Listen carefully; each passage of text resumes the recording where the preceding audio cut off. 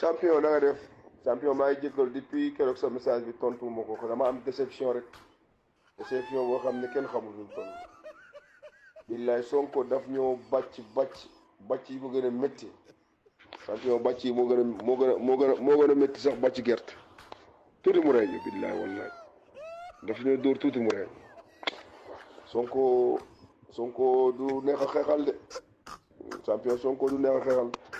dem ci guddi billaay bi ma tëddee mënuma sax nelaw billaay sama PV yi sànq laa dem Koungheul yóbbul ko honorable suñ leader bi mais pour suñ bëti nekk ñeent sax après si man non Amidou loolu du dara amul problème dafa jotagul rek mbiru yàlla la xam nga moom jàng na alxuraan mu ne ma kaay añ ma ne kon baax na suur naa non champion Sonko xaw nañoo rek billaay wallaay même chef bureau de force Sonko da dafay gagné te man lu ma jaaxal Sonko du ñëw sa dëkk Sonko du financé